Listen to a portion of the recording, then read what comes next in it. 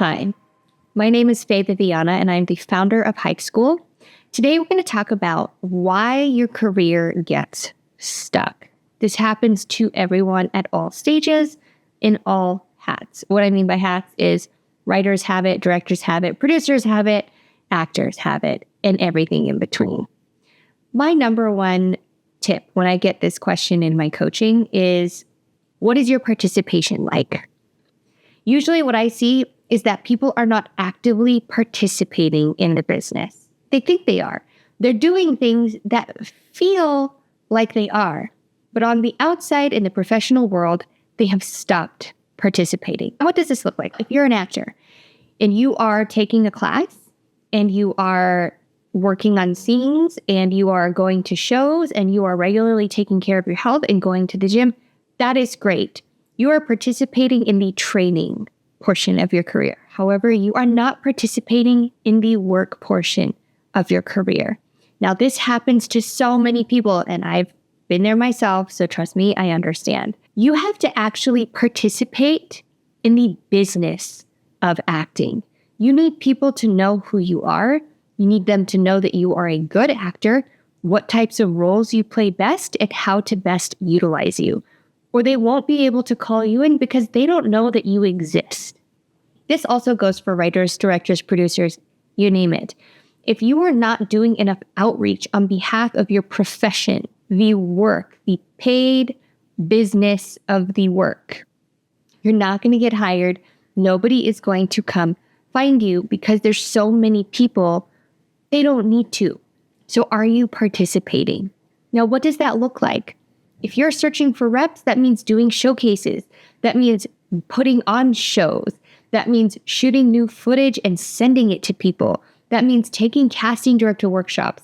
That means if it's depending on what's available in your market, maybe that means going to a meet and greet or dropping off your headshot or mailing your headshot to someone. That's really old school. They don't have that option anymore, but still, some people still take them. It's whatever is available to you in an outreach capacity. Now, you may feel very stuck with how to start with that, and that's where your community of fellow actors comes in. Is anybody in your group of actors that you know doing really well? Talk to them. See what they're doing. Now, a lot of people aren't generous with their information. I'm hoping to change that because I think that's silly and we shouldn't gatekeep each other. My God, we have enough of it as it is. That happens and people won't want to share, and that's okay. But you can ask them, what's the thing that has worked the best for you? And even if they're really vague and they just go, my agent's awesome. Cool. That's a starting point. Maybe you need to have a conversation with your agent, or if you don't have an agent, you need to get an agent.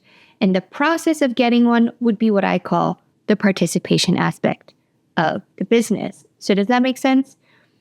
Acting, training your body, taking care of your health is all super important to your career. However, it does not replace the outreach, business, networking, marketing part of your career. That's the business part.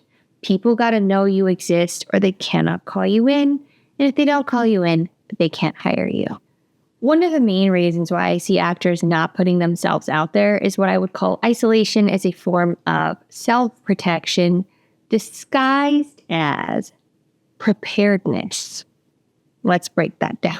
What I see actors do sometimes is they isolate themselves and they go, I don't want to take a class. I don't want to talk to people. I don't want to go to auditions. I don't want to do showcases. I don't like casting director workshops. Okay, fair. Nobody said you had to like all that stuff. However, you do have to recognize that you are isolating yourself when you do that. Now, when you isolate yourself in anything, not just in acting, but in life, usually it's because you're protecting yourself. You're protecting yourself from potential rejection. Now, obviously, in this business, we get rejected all the time. You do your auditions, you work for hours, you send in the tape and crickets. And that can go on for years, even if you're doing really good work and even if you're getting good auditions. So it can get a little disheartening. And so sometimes I see actors isolate themselves and they turn off the part that goes out and puts themselves out there. What they often justify this as is a type of preparedness. I'm just getting ready for the real thing. I'm saving myself for the great audition that's going to come my way. I'm waiting for the perfect agent. I'm waiting for the best manager to discover me. I'm waiting for that perfect script where I'm suddenly going to break out and everybody's going to see me and it's going to play at Sundance and I'm going to become a star. Well, guess what? You're not going to get that audition because nobody knows you because you've isolated yourself. But it's really easy to fall into that trap. And some of the most talented people I know fall into this and they get very frustrated with the plateau that follows. You got to be careful because when you isolate yourself and you can give yourself a lot of reasons, maybe it's because you got to stop doing free projects because you're getting burnt out. Maybe it's because you got to stop doing non-union and you got to join SAG and you got to put yourself out there for the big stuff. Whatever stage of your career you are, it can be really tricky to understand why and how you started isolating yourself. But the key thing is if you've identified that's what you're doing, stop. Take a second. Look at why. Is it because you did get rejected and your heart's a little broken? Maybe you need to heal it. You need to nurture yourself for a while. It's like a breakup. Sometimes you just need a little time. Or is it because you haven't been doing anything you're really passionate about? Maybe it's time to put on a play with a character that you love and you can't wait to show people. And then you can invite all those agents and managers and casting directors and they can watch you thrive in a piece that's really, really what you love to do. Maybe that's what you need to do. There could be a lot of different reasons and a lot of different ways out of it. But step one is identifying that's what you've done. So don't isolate yourself and call it preparedness or preparation for something really big and great down the line. That really big, great thing down the line comes from the 50 other things along the way, not the other way around. I'm a fan of Leila Hormozi, who does a lot of business content. She says something that I think is really useful for artists, and it is stop expecting yourself to be great when you haven't done a lot of something. It sounds pretty simple. You can forget that you just don't have the experience yet for the quality of content that you want to be making. So be patient with yourself. You might know deep in your heart that you are able to do an Oscar-winning performance, but if you haven't performed that much, the likelihood of you doing that on demand at a moment's notice when an audition comes your way is low. It doesn't mean you don't have talent. It means you don't have experience. So her advice, and I give the same advice to you, is do it 100 times and then see how you're doing. If you are nervous when you have to cry on cue, do 100 scenes where you have to cry and then see if it still makes you nervous. If you aren't good at comedic timing, do 100 scenes that require you to be funny and then see if it still feels awkward. You just haven't done it enough. It's not that you don't have the talent, you don't have the experience. This holds so many people back. Don't be one of them. My main point for this video is that you won't see career progress until you're an active participant. That means progress in your craft, progress in the business, progress in your career as a whole.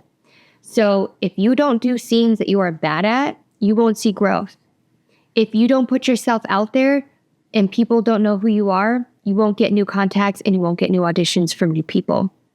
And if you don't put yourself out there in a capacity to gain experience, you won't see growth in your overall career trajectory. Maybe you want to be a multi-hyphenate and you want to be somebody who acts, directs, produces, and writes their own projects. That's amazing. It's a lot of fun. It can be really satisfying. I can tell you that. However, if you're not putting yourself out there and actively gaining the experience required to put that sort of project together where you have the experience necessary to do that at a high level, it will not come on its own. So keep that in mind. You aren't untalented, you are inexperienced. The next thing you got to go do is practice. Get that experience. Do it 100 times and then come back and see if you're really actually struggling as much as you were. Guarantee you'll be better.